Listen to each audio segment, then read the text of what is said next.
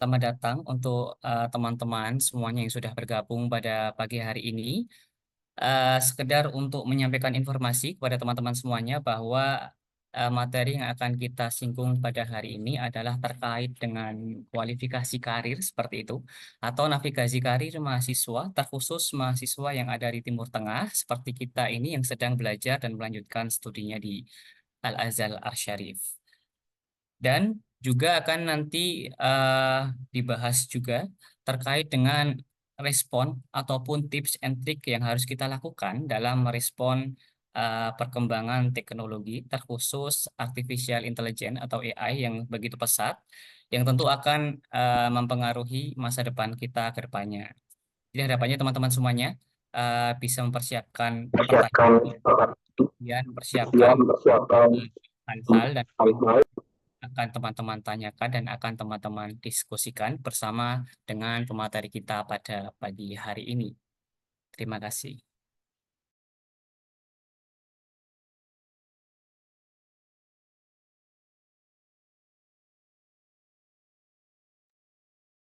Baik, sudah bergabung bersama kita teman-teman. Pemateri kita pada pagi hari ini ada Kak Angga Mutakin. Selamat pagi Kak Angga. Halo, selamat pagi. Assalamualaikum. Baik, Waalaikumsalam Kak. Kabar sehat ya Kak ya? Sehat, Alhamdulillah. Alhamdulillah.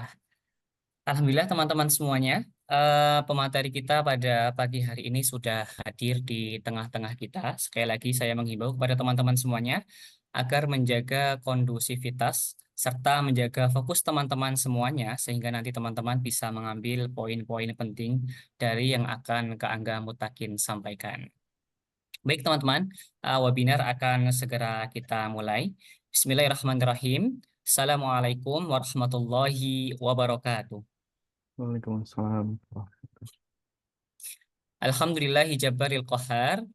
Alhamdulillahi qahari satar. Assalatu wassalamu ala nabiyyil mukhtar. Wa ala ashabihil akhyar. Wa ala alihi wa sahbihi ajmain amma ba'du. Asyhadu an la ilaha illallah wa asyhadu anna Muhammadan abduhu wa rasuluh. La nabiyya wa la rasula ba'dah. Senang sekali rasanya teman-teman semuanya. Saya Kunta Ulinuha bisa berada di tengah teman-teman semuanya dan bisa membersamai teman-teman semuanya selama beberapa menit ke depan. Harapannya teman-teman semuanya juga dalam keadaan sehat dan membahagiakan. Tak lupa kita senantiasa bersyukur kepada Allah Subhanahu wa Ta'ala atas segala limpahan nikmatnya sehingga kita bisa diberikan kesehatan dan kesempatan pada pagi hari ini untuk terus berproduktivitas sehingga kita bisa hadir pada webinar di pagi hari ini yang semoga webinar ini diberkahi oleh Allah Subhanahu wa taala. Salawat serta salam senantiasa kita haturkan kepada Rasulullah Muhammad Sallallahu Alaihi Wasallam yang karena perjuangannya, yang karena pengorbanannya, kita bisa merasakan indahnya Islam tanpa adanya halangan dan gangguan suatu apapun. Alhamdulillahirabbil alamin. Baik teman-teman, perlu teman-teman ketahui bahwa Masisir Expo ini merupakan kegiatan yang disusun dan dirancang oleh Kemenko 5 PPMI Mesir. Masisir Expo ini terdiri dari berbagai webinar teman-teman semuanya dan akan ditutup di hari puncak pada tanggal 27 Juli 2024 dengan berbagai seminar juga dengan bazar UKM dan launching aplikasi Karir Expo. Jadi bagi teman-teman semuanya jangan lupa pantengin terus informasi dari kami dan yang paling penting jangan lupa juga teman-teman selalu join pada setiap rangkaian kegiatan Masisir Expo. Baik teman-teman, sekali lagi saya ingin menyampaikan bahwa materi yang akan dibahas pada pagi hari ini itu adalah materi yang begitu menarik karena materi pada pagi hari ini akan mengulik tentang navigasi dan kualifikasi karir seorang mahasiswa, terkhusus mahasiswa Timur Tengah seperti kita yang sedang belajar di Al-Azhar ini. Dan juga nanti kita akan diberikan solusi maupun tips and trick untuk merespon seperti itu perkembangan teknologi terkhusus perkembangan AI yang ada pada hari ini. Baik. Dan materi-materi tadi teman-teman semuanya akan dikupas tuntas dan akan dibahas secara lugas bersama dengan pemateri hebat kita pada pagi hari ini. Saya izin menyapa kembali teman-teman pemateri kita pada pagi hari ini. Uh, Pagi Kak Angga. Pagi-pagi. Baik, teman-teman semuanya, Kak Angga Mutakin ini nanti yang akan bersamai kita selama beberapa menit ke depan. Saya teringat apa yang disampaikan Kak Angga pada malam tadi ketika saya menghubungi Kak Angga bahwa Kak Angga ini merupakan bagian dari generasi milenial, teman-teman. Dalam artian generasi milenial itu ya nyerempet dikit dengan generasi Z. Nah, artinya apa teman-teman? Harapannya nanti teman-teman komunikasi yang lebih erat dan lebih hangat dengan Kak Angga. Dan harapannya teman-teman semuanya benar-benar bisa mengambil poin yang nanti akan Kak Angga sampaikan. Namun sebelum itu, izinkan saya untuk membacakan CV beliau terlebih dahulu. Yang pertama, untuk riwayat pendidikan beliau, beliau menyelesaikan S1 beliau pada jurusan Sains Komputer di Universitas Bina Nusantara pada tahun 2015. Kemudian beliau menyelesaikan S2 beliau pada jurusan yang sama, yaitu jurusan Sains Komputer di Universitas Indonesia pada tahun 2018. Dan terhitung hingga sekarang beliau melanjutkan S2 beliau pada jurusan yang berbeda, yaitu jurusan Artificial Intelligence di University of Tsukuba, Jepang. Kemudian untuk sertifikasi yang sudah beliau raih, beliau sudah meraih sertifikasi pada School of Artificial Intelligence, kemudian juga pada bidang School of Autonomous System. Kemudian untuk riwayat organisasi beliau, beliau merupakan Presiden LDK Universitas Bina Nusantara tahun 2014. Kemudian beliau juga merupakan Wakil Presiden Himpas Universitas Indonesia pada tahun 2018 dan hingga hari ini beliau aktif di Institute of Electrical and Electronics Engineers. Kemudian pengalaman dan pencapaian beliau teman-teman, beliau merupakan CEO dari AI Indonesia. Beliau juga merupakan founder dari Indonesia AI atau PT Teknologi Artifisial Indonesia, dan beliau juga merupakan instruktur industri dan mentor mesin pelajar PET, Bangkit Akademi LED by Google dan Tokopedia, dan beliau juga penerima beasiswa Max University Track dari pemerintah Jepang tahun 2023. Baik, itu tadi teman-teman profil singkat daripada pemateri yang akan bersamai kita pada pagi hari ini. Jadi sudah tidak diragukan lagi teman-teman pengalaman, pencapaian, serta wawasan yang beliau miliki. Tapi sebelum itu, sekali lagi saya mengingatkan kepada teman-teman semuanya untuk senantiasa menjaga kondusivitas dan menjaga fokus teman-teman semuanya, agar nanti teman-teman semuanya bisa menangkap kebermanfaatan dari apa yang akan disampaikan oleh Kak Angga Mutakin. Baik teman-teman, tanpa berlama-lama mari kita sambut pemateri hebat kita pada pagi hari ini, Kak Angga Mutakin. Kepada Kak Angga Mutakin kami persilahkan. Ya, oke, terima kasih. Terima kasih Kunta ya. Assalamualaikum warahmatullahi wabarakatuh. Selamat pagi teman-teman sekalian. Saya baru sadar kalau di Mesir masih pagi ya. Kalau di Indonesia kan udah siang. Kalau saya sekarang ini di Jepang sudah menjelang maghrib. Jadi kita lintas 3 zona waktu sepertinya ya. Dan saya baru ngeh ternyata pagi kalau di Mesir. Oke, pertama-tama saya ucapkan terima kasih kepada panitia yang sudah berkenan ya untuk mengundang saya. Dan ini menarik karena biasanya saya hadir di tengah-tengah forum para business owner, teman-teman, yang mana mereka ingin menerapkan satu teknologi, dalam hal ini teknologi AI untuk kebutuhan bisnis mereka, untuk menyelesaikan persoalan di bisnis mereka.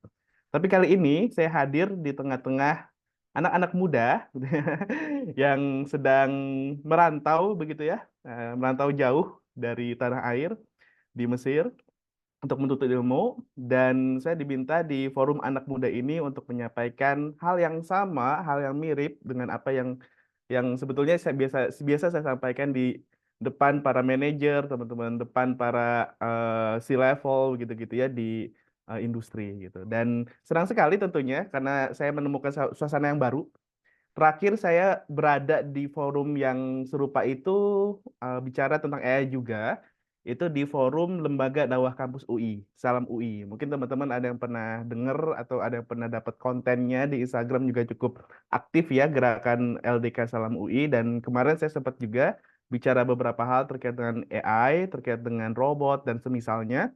Dan kali ini kayaknya agak mirip gitu ya. Cuman memang dari institusi resmi, institusi Islam ya, yaitu Al-Azhar gitu ya, yang kita tahu Al-Azhar adalah salah satu universitas tertua gitu ya di dunia gitu ya, yang memang saya pikir memang masih sangat disegani hingga pada hari ini. Dan senang sekali saya bisa hadir di tengah teman-teman sekalian. Dan makasih juga untuk Akunta ya yang sudah membuka tadi cukup fluent sekali gitu ya. Kayak saya pikir memang mayoritas anak-anak Al Azhar, karena saya pun juga punya kenalan beberapa teman-teman Al Azhar, itu ciri khasnya memang retorikanya cukup baik gitu loh. Ketika memang berbicara, ketika memang membuka acara, dan saya mendapati hal yang sama nih dari Akunta. Dan asik sekali tadi sudah dibuka oleh Akunta, dan mudah-mudahan bisa menjadi jembatan awal untuk saya bisa menyampaikan materi di sesi pagi kali ini. Izin saya punya waktu sampai pukul berapa, Kunta, biar saya nanti bisa manage ya, biar tidak kelamaan, tidak kecepatan. Sampai pukul Oke, berapa? untuk Kak Angga punya waktu sekitar 60 menit Kak Angga untuk menyampaikan materi, kemudian nanti dilanjutkan dengan sesi tanya jawab selama 15 menit. Begitu Kak, Oke, terima kasih. baik. Jadi sampai pukul 6 atau sampai pukul 5.50 WIB. Sampai pukul 6 Kak Insya Allah. Sampai pukul 6 ya. Oke ya, sip. Oke, berarti waktunya cukup lapang, teman-teman. Izin saya untuk bisa share materi saya, boleh diminta aksesnya untuk bisa saya share screen.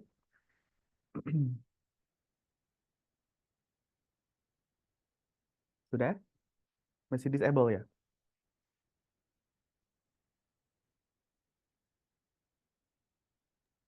Atau mungkin izin yang apa eh, sempat udah dikirim materinya mungkin dari host aja yang ini. Oh, boleh. Oke. Silakan yang tadi saya sudah kirim ya. Oke, baik. Akun saya, silakan. Mohon ditunggu sebentar ya Kak ya. Boleh.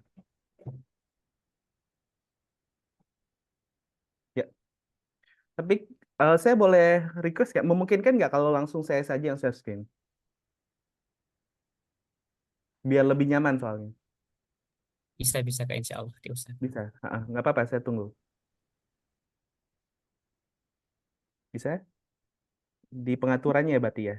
Mohon dibantu.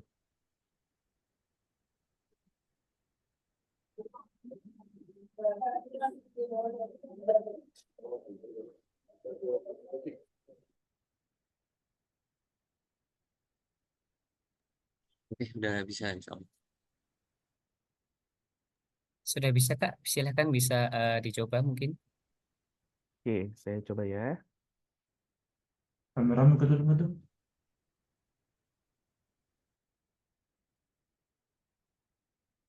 Oke, Bismillah. Sudah tampil ya teman-teman sekalian ya? Sudah tampil? Sudah ya? Oke. Sudah Kak, sudah.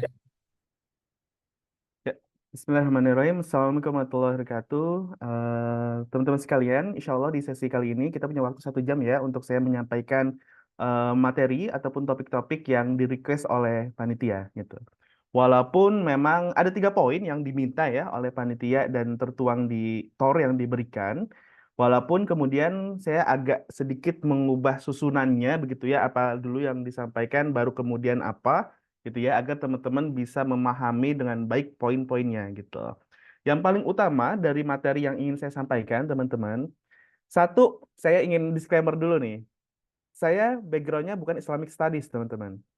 Dalam arti, saya tidak belajar fikih secara intensif, secara formal ya, teman-teman. Tentu belajar fikih di pengajian atau di forum-forum rutin setiap pekan, begitu ya.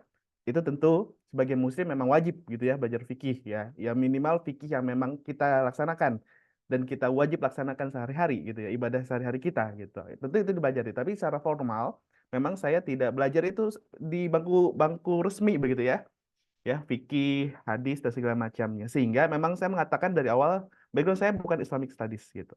Tapi kemudian background saya adalah engineering, researcher gitu ya, yang memang bergelut cukup lama di bidang ini, di teknologi ini. Teknologi yang saya pikir pada hari ini termasuk teknologi yang cukup besar, yaitu teknologi AI dan juga teknologi robotik. Jadi background saya itu non-Islamik gitu ya teman-teman. Bukan non-Islamik ya, apa sebetulnya? Umum lah ya. Background saya umum dan mudah-mudahan ini kemudian bisa memberikan konteks yang real, yang nyata berdasarkan pengalaman saya langsung ketika berkarir, ketika studi ya, dan ketika ya terlibat langsung di industri terkait dengan teknologi-teknologi ini gitu ya. Jadi itu satu hal yang ingin saya sampaikan lebih dulu pertama. Yang kedua adalah saya ingin mengajak teman-teman untuk kita lihat bagaimana teknologi AI dan robotik pada hari ini berkembang. Dan ini menjadi penting teman-teman. Kenapa kita perlu melihat ini? Kenapa?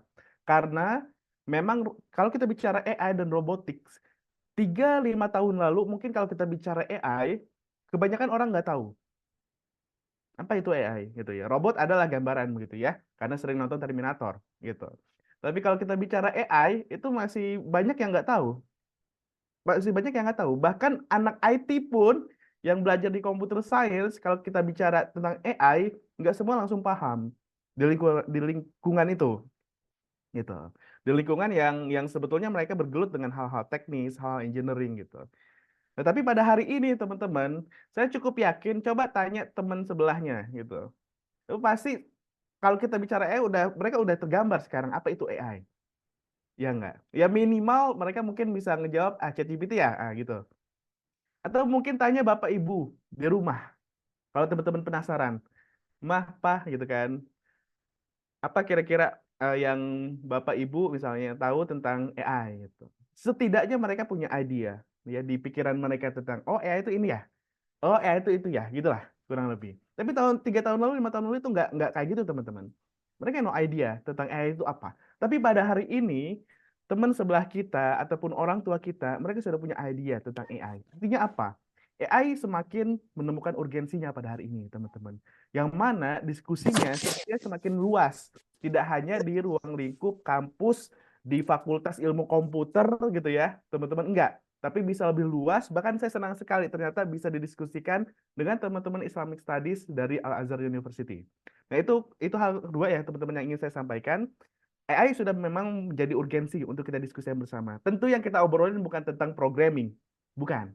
Bukan tentang algoritma, bukan. Karena itu terlalu teknis dan itu bukan bahasan teman-teman. Tapi kita akan lihat bagaimana kemudian AI ini memberikan pengaruh pada hari ini di kehidupan kita atau bahkan secara spesifik pada dakwah, teman-teman. Karena teman-teman Al-Azhar tentunya lekat lah ya dengan kata ini ya, kata dakwah, syariah. Nah, saya pikir nanti kita coba lihat bagaimana AI dan robotik ini bisa memberikan pengaruh.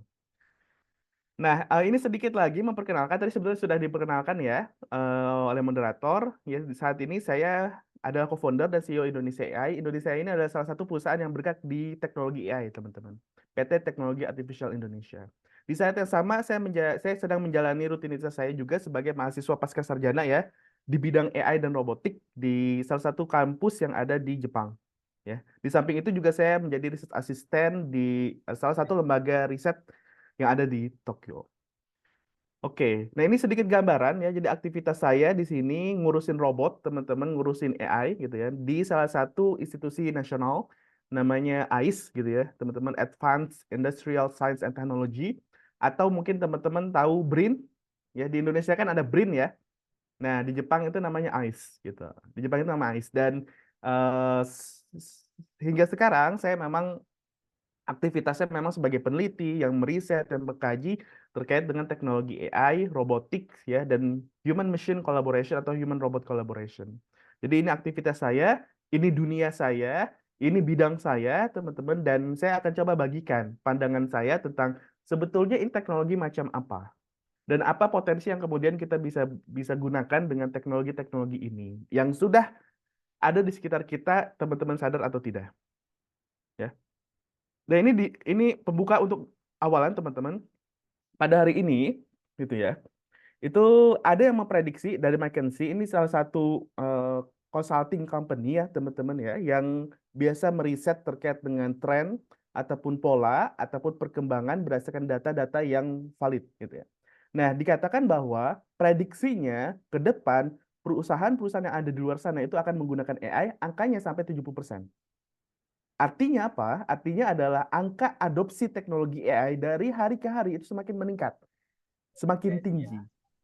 Yang artinya adalah teman-teman AI ini memang sudah akan semakin dekat di sekitar kita. Ya, ini sebagai awalan. Ini berdasarkan data. Itu AI akan semakin dekat di sekitar kita.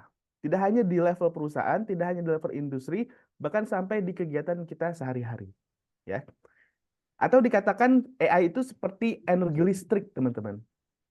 New electricity. Artinya apa? Artinya adalah kita tahu energi listrik, teman-teman, itu pada awal kehadirannya itu bisa memberikan, bisa menerangkan gitu ya, menerangkan banyak sektor-sektor yang ada di industri. Hampir semua sektor di industri pasti pakai listrik. Nah, kurang lebih kayak gitu. Kurang lebih kayak gitu. Hampir semua sektor di industri pasti pakai listrik. Nggak mungkin yang nggak ada pakai listrik zaman sekarang. Hampir semuanya menggunakan listrik gitu. Dalam skala apapun, kecil ataupun besar. Sebut aja industri apa? Industri pertanian, industri pertambangan, industri manufaktur, industri kehutanan, apapun. Itu pasti ada pemanfaatan energi listrik di sana. Kita memandang listrik itu sebagai sebuah teknologi baru pada waktu itu. Sekarang AI itu bisa diasosiasikan dengan hal yang sama. AI itu electricity yang baru, yang pada akhirnya nanti akan bisa diterapkan di banyak sektor, teman-teman. Sektor pertanian, dia bisa diterapkan. Sektor perkebunan, dia bisa diterapkan. Manufaktur, bisa diterapkan. Sektor pendidikan, bisa diterapkan. Sektor akuntansi, sektor keuangan, itu bisa diterapkan. Jadi dia asosiasi seperti energi listrik, teman-teman, yang adopsinya bisa sampai kemana-mana. Itu. Atau saya bisa katakan hampir semua sektor, atau hampir semua industri, teman-teman. Itu AI ini bisa masuk. Karena karakter teknologinya memang seperti itu. Gitu. AI atau artificial intelligence ya teman-teman. Itu karakternya memang gitu. Dan ini yang berbicara adalah profesor ya dari Stanford University. Nah, Pak Jokowi juga sudah banyak komentar sebetulnya Pak Presiden ya. Sudah banyak komentar sebetulnya terkait dengan AI gitu ya. Kalau beliau dia menyampaikan rencananya pernah ya, ini pernah rame nih tahun 2020, rencananya untuk mengganti ASN. Saya entah ya, ini mungkin gimmick atau segala macamnya. Hari ini memang belum terbukti gitu ya omongan beliau akan mengganti gitu. Tapi memang itu sempat ramai di perbincangan ya di tanah air terkait dengan rencana untuk mengganti ASN. Sudah ada obrolan itu teman-teman. Atau di waktu yang sama kurang lebih itu kampus-kampus yang ada di Indonesia, baik UI, ITB, UGM itu udah merangkul industri untuk apa? Untuk membangun satu institusi riset khusus terkait dengan AI. UI gandeng Tokopedia, ITB gandeng Bukalapak, gitu ya. UGM saya belum tahu, saya belum dengar kabarnya, tapi mungkin ada AI Center di sana, gitu. Dan ini terjadi juga di Indonesia. Karena memang udah lama ini teman-teman dari tahun 2020. Karena memang trennya memang demikian. AI ini dari hari ke hari, dari waktu ke waktu memang ternyata memang bisa dimanfaatkan untuk kebutuhan kita, untuk kebutuhan di industri, untuk kebutuhan di dunia pendidikan dan segala macamnya. Bahkan dulu sempat juga ada Genos ya teman-teman waktu era COVID ya. Ada inisiatif dari sekelompok anak muda ya dipimpin oleh salah satu profesor yang ada di ITB bikin Genos untuk bisa mendeteksi COVID-19 dengan teknologi AI yang ternyata bisa hanya waktu 2 menit itu bisa mendeteksi gitu loh. Apakah seseorang dengan faktor ataupun gejala tertentu itu bisa terindikasi sebagai COVID atau tidak, positif atau tidak. Dan akurasi 97%, walaupun kontroversi kemarin. Kenapa? Karena belum berdasarkan screening medis gitu ya. Nah, ini perlu divalidasi nih. Ini pendekatannya bisa diterima atau enggak gitu loh. Ada aturan main lah dari anak-anak medis, saya nggak ngerti gitu ya. Dari anak-anak medis mereka ada aturan main. Kalau teknologi dibikin tahu-tahu bukan dari orang medis yang bikinnya gitu ya. Ini yang bikin orang komputer nih. Bikin begitu ya. Nah, tahu-tahu jadi dan bisa ternyata mendeteksi dan akurasi ternyata tinggi gitu kan. Nah, penjelasan medisnya gimana? Belum tahu. Nah, itu kemarin kontroversi. Tapi pernah terjadi di Indonesia. Atau bahkan Indonesia teman-teman secara resmi melaunching gitu ya, dokumen resmi strategi AI dari tahun 2020 sampai 2045. Ada dokumen resminya. Ini quadruple helix menggandeng empat pilar. Pertama, pemerintah, kedua kampus, ketiga industri, perusahaan-perusahaan ya, keempat komunitas. Itu digandeng semua quadruple helix ya, kolaborasi ya, diorkestrasi oleh pemerintah untuk kemudian kita berstrategi tahun 2024 sampai tahun 2045 kita punya strategi apa untuk teknologi AI gitu. Dengan segala macam kekurangan Indonesia pada hari ini ya kita lihat ya, data kebobolan segala macam. Nah, itu ya kekurangan yang fakta pahit yang memang perlu kita terima. Tapi terlepas dari itu, memang dari Indonesia sendiri, dari pemerintah, dan ini cukup serius, ada dokumen resminya teman-teman. Itu sudah mencanangkan strategi ini. Poinnya apa yang ingin sampaikan dari poin-poin yang saya sampaikan di sini adalah Indonesia pun juga sudah terlibat teman-teman di tengah perkembangan teknologi AI yang adopsinya semakin meningkat dari waktu ke waktu. Gitu. Sadar tidak sadar, teman-teman. Ini tahun 2020, teman-teman. 2024 memang udah banyak lagi ceritanya sebetulnya. Ini tahun 2020-an ini.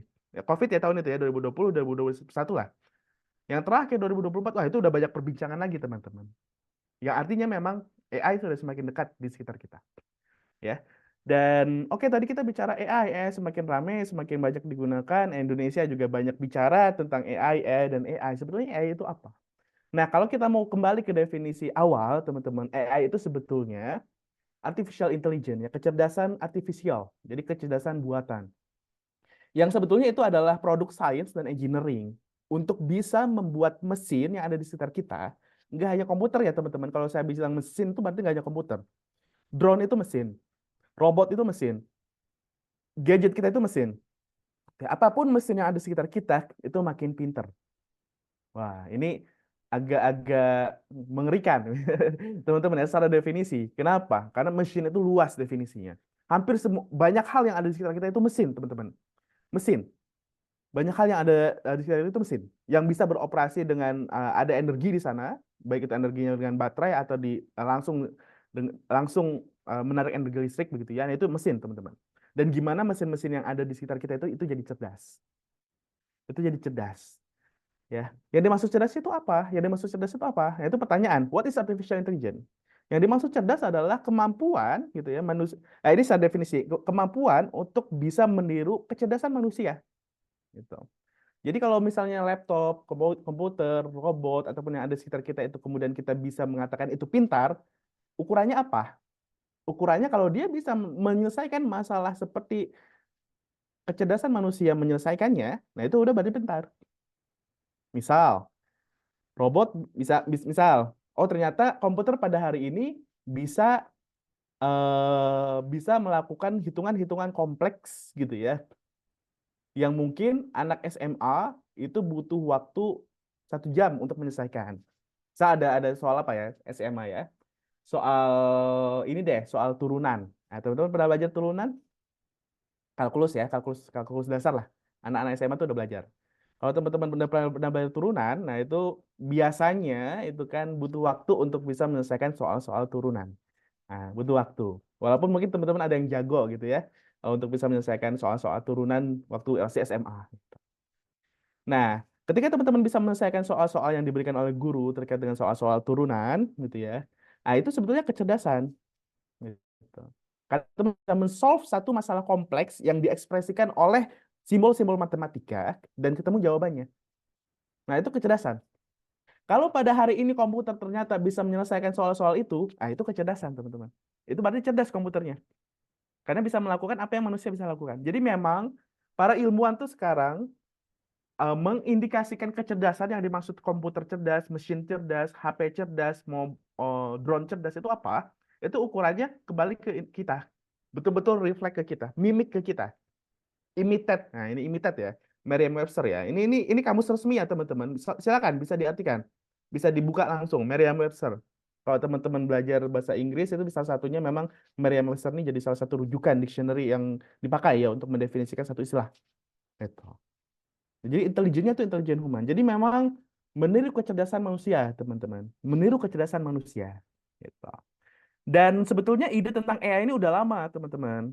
Udah dari, ini penelitian. Ternyata ide, gagasan, mimpi-mimpi besar tentang objek-objek yang ada di sekitar kita itu bisa bisa cerdas, bisa pinter, bisa berpikir, itu udah dari dulu, teman-teman. Ini riset, teman-teman. The Stanford Researcher itu menemukan di nenek moyang kita, zaman Yunani kuno, itu udah berpikir, udah berimajinasi, udah memiliki ide-ide tentang ini. Ini penelitian, gitu. Udah memiliki ide tentang ini. Makanya banyak cerita-cerita tentang, oh ada robot bisa bergerak, itu dibikin. Ya namanya Talos, ada robot Talos. Gitu ya. Ada robot Talos dari mitologi Yunani gitu ya, yang bicara tentang ada satu benda itu yang tidak diciptakan, tapi dia bisa bisa bergerak layaknya manusia. Bisa bertindak layaknya manusia, bisa berpikir layaknya manusia. Wah, itu imajinasi itu udah muncul, teman-teman. Zaman itu, zaman Yunani kuno. Ya, zaman Yunani kuno. Belum ada listrik waktu itu, teman-teman. Belum ada listrik. Gitu ya. Belum ada listrik.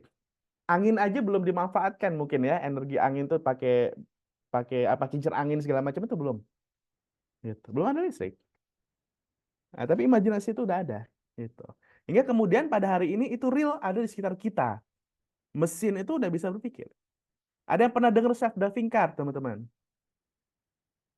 Self-driving car, ya mobil otomatis, nggak ada pengendaranya, nggak ada pengemudinya. Tapi dia bisa berpindah dari satu lokasi ke lokasi lain. Dan itu real pada hari ini, teman-teman. 10 tahun lalu mungkin kita mikirnya apa? Coba teman-teman bayangin, 10 tahun lalu, di depan teman-teman ada kursi. Malam hari nih, di teman-teman kursi. Tiba-tiba kursi itu ngegeser. Nggak ada orang padahal di situ, tapi ngegeser. Dari satu lokasi ke lokasi lain. Apa yang terlintas di pikiran teman-teman? Hantu jin. Ya Setan, banyak, Bang. ya pokoknya metafisik lah ya. Setan. Penjelasannya penjelasan yang metafisik yang muncul. Tapi pada hari ini ternyata mobil, bahkan Oh, mobil teman-teman, itu bisa berpindah dari satu lokasi ke lokasi lain tanpa ada pengemudi. Dan kita sebut itu sains pada hari ini. Nah, itu sebetulnya sains. Maka kemudian memang perjalanannya begitu, teman-teman. Kalau kita bicara AI, memang perjalanannya adalah diawali memang dari imajinasi. Dari nenek moyang kita. Berjalan dari ya mitologi lah. Tapi pada hari ini kemudian itu menjadi sains yang memang diimplementasikan, diterapkan, dan ada di sekitar kita pada hari ini. Ya. Dan tentu kalau kita bicara AI, ini tidak mendadak terjadi di 5 tahun terakhir, 3 tahun terakhir, enggak. Ini sumbangsih banyak generasi, sumbangsih banyak tokoh, teman-teman. Ya. Dan ada tokoh-tokoh muslim, karena kan peradaban itu silih berganti, teman-teman. Dan kita tahu ya, teman-teman tahu kalau sejarah Islam pun juga memiliki sejarah yang gemilang juga, kontribusi sains kita juga besar, sehingga kalau kita bicara AI, kontributornya ada juga dari Islamic scientist. Ada yang tahu di kiri atas ini siapa? Ayo teman-teman dari Al-Azhar nih, masa nggak tahu? Ya, siapa? Al-Khawarizmi, Kak. Al-Khwarizmi. Kak. Teman-teman tahu Al-Khawarizmi. Al-Khwarizmi. Al-Khwarizmi. Ya, Al-Khwarizmi. Yang info yang saya dapatkan, silakan teman-teman bisa cek validasi terkait dengan ini. Al-Khwarizmi itu menjadi nama cikal bakal dari munculnya istilah algoritma. Gitu. Algoritma yang dipakai pada hari ini untuk mengimplementasi AI. Gitu.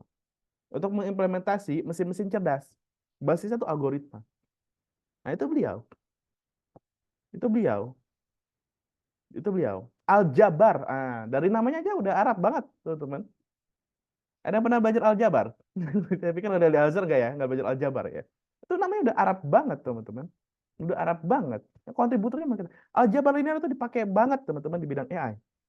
Saya sebutin aljabar linear, kalkulus, probabilistik, tuh, teman-teman. Itu pakai semua tuh di AI. Matematis. Belakangnya itu matematik. Gitu.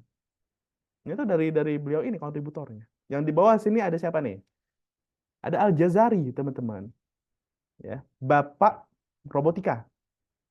Walaupun robot waktu itu belum ada listrik ya, belum ada listrik. Ya, robot masih mekanik. Gitu ya, pakai air, pakai angin, begitu-gitu, teman-teman. Untuk bisa mengotomasi itu gerakan-gerakan yang ada. Ya, nggak perlu diatur manual pakai tangan kita, enggak. Gimana bisa diotomasi? Nggak pakai listrik pada waktu itu. Dan bekerja otomatis layaknya robot. Zaman itu. Nah, ini Al-Jazari, teman-teman. Ya, ada kontributornya. Ya, walaupun kemudian kontributor-kontributor setelahnya yaitu ada gitu ya. Dari Amerika juga risetnya kencang sekali di bidang AI, China juga ada. Di sini ada Alan Turing ya, teman-teman ya. Yang teman-teman mungkin pernah dengar ya, Alan Turing ini mengkonseptualisasi ide tentang kecerdasan di mesin begitu ya. Tahun 1940 1950-an lah waktu itu. Yang udah mulai berpikir secara filosofis, mungkinkah mesin berpikir? Mungkinkah mesin berpikir? Nah, itu udah secara filosofi. Beliau ini filsuf, teman-teman. Pemikir. Plus mathematician. Bayangin. Plus computer scientist. Bayangin. Tiga peran ini, teman-teman, ada di diri beliau. Jadi ya. Scientist, filosofis, computer scientist. Mathematician, filosofis, computer scientist. Yang kemudian berpikir secara kritis, mungkinkah mesin bisa berpikir? Gitu. Nah, itu ada kontribusi dari zaman ke zaman, dari tokoh ke tokoh, dari generasi ke generasi, gitu ya, hingga saat ini. Sehingga ya terdengarlah di tahun-tahun itu waktu itu ya, di tahun 19-an awal, waduh, mesin ternyata komputer hari ini bisa ngalahin pemain catur dunia. Mungkin teman-teman pernah ada yang dengar. Itu kejadian teman-teman tahun 19-an. Udah kejadian. Itu AI teman-teman. Jadi AI itu bukan ChatGPT yang baru kita dengar kemarin. Enggak, itu udah lama. Itu udah lama. Itu udah lama teman-teman. Ya, main catur itu udah bisa diselesaikan sama AI. Tahun 19-an, belum ramai. Mungkin teman-teman juga belum dengar waktu itu. Oh, udah bisa ya tahun 19-an. Gitu. Tapi waktu itu heboh. Di negara maju itu heboh. Ya, tahun 19-an oleh IBM ya. Bisa diselesaikan. Catur itu nggak gampang, teman-teman. Kalau teman-teman ada yang pemain catur di sini, kalau main catur, teman-teman, pembukaannya aja itu ada strateginya, teman-teman. Strategi pembuka. Ya, opening strategis. Nah, itu ya. Ada opening strategis yang itu perlu pertimbangan, perlu perhitungan matang untuk menentukan mana strategi yang akan dipilih. Lalu kemudian kalau memilih strategi tertentu, langkah-langkah selanjutnya akan apa? Itu bicara tentang strategi itu, teman-teman. Itu nggak gampang. Tapi tahun 19-an itu mesin kemudian bisa solve masalah itu. Walaupun pada waktu itu ya udah mesinnya bisa main catur. Kalau disuruh main pingpong ya udah nggak bisa dia. Gitu. Jadi spesifik banget pinternya gitu loh. Tahun itu. Ya dia jago main catur. Kalau kita kan manusia misalnya Garry Kasparov pemain catur level dunia ya. Beliau ya grandmaster lah gitu. Tingkatannya grandmaster. Beliau bisa main catur, tapi dia saat sama ya udah kalau udah main catur dia pulang mungkin bawa mobil ya. Menyetir itu kecerdasan teman-teman. Ada banyak rangkaian decision making di sana. Udah sampai rumah melakukan aktivitas tertentu segala macam, nah itu ada serangkaian kecerdasan yang dilakukan. Itu manusia tuh kayak gitu. Waktu itu IBM iya, mesinnya bisa main catur dan mengalahkan. Gitu. Tapi ya udah mesinnya cuma bisa tok main catur. Gitu. Kalau disuruh yang lain udah nggak bisa, main pingpong aja nggak bisa. Padahal masih main. Kalau kita suruh yang lain misalnya nyetir, wah udah nggak bisa lagi. Gitu. Ya. Ya. Hingga kemudian berkembang teman-teman dari waktu ke waktu yang bentuknya itu beragam. Kalau kita bicara AI itu bentuknya beragam. Teman-teman yang punya email, sadar nggak secara otomatis mesinnya Google Mail gitu ya, kalau teman-teman pakai Gmail ya, atau mesinnya Yahoo gitu ya, itu bisa secara otomatis memilah mana yang spam, mana yang bukan spam, email yang masuk. Secara otomatis, teman-teman. Secara otomatis. Seringnya kita kan take it for granted ya, nggak terlalu mikirin kalau yang kayak gitu, ya nggak? Ya udah gitu loh, oh udah otomatis ke filter ke spam gitu. Tapi sebetulnya teman-teman di belakang itu ada praktek, ada operasi-operasi kecerdasan itu. Ya memilah antara dua email dan kita menilai dan mesin menilai mana email yang spam mana yang tidak spam. Sebagaimana kita manusia bisa melihat, oh ini email spam nih, ini email nggak spam, iya nggak? Bisa kan? Tapi kan repot ya kalau semua kita manual gitu ya. Akhirnya otomatis pakai mesin. Bentuknya yang kayak gitu teman-teman. Sama tentang kecerdasan juga tuh. Yang kedua, ada product recommendation. Sadar nggak teman-teman? Setiap kali teman-teman berkunjung ke salah satu marketplace, teman-teman spending 10 menit di situ, esok harinya ketika berkunjung lagi ke sana, teman-teman udah disuguhkan beragam macam produk yang relate banget ke diri teman-teman. Itu kecerdasan teman-teman. Kecerdasan yang ada di mesin yang membaca pola behavior, perilaku teman-teman ketika berkunjung di marketplace. Lalu kemudian dari pola itu dibaca, dianalisa, ditentukan. Kira-kira teman-teman kalau ditawarkan produk apa ya yang kemungkinan akan dibeli oleh teman-teman. Dan itu ditawarin. Itu kecerdasan teman-teman. Dan itu terjadi di mesin. Marketplace kita, ya, yang kita kunjungi itu begitu. Bahkan nggak usah marketplace deh. Konten-konten yang ada di YouTube. Ya, teman-teman akses gitu ya. Tahu-tahu bisa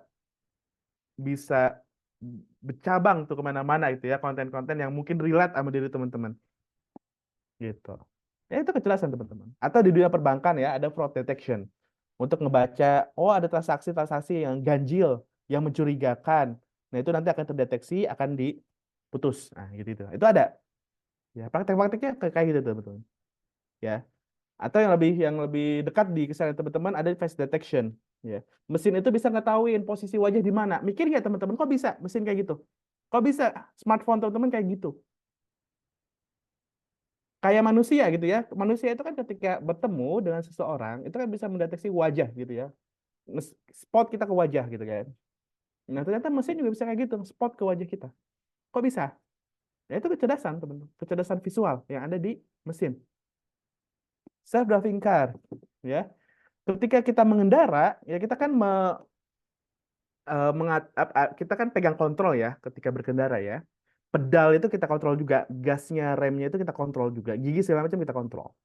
Nah, ketika kita berkendara, semua kompleksitas tadi itu kita putuskan. Ya, ketika belok, kita belok kemana?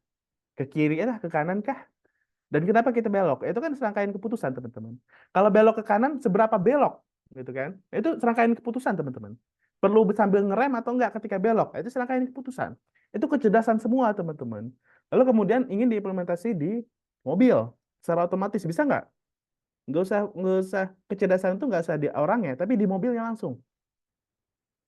Gitu. Ambisinya sih agar angka kecelakaan itu menurun. Gitu. Itu menurun.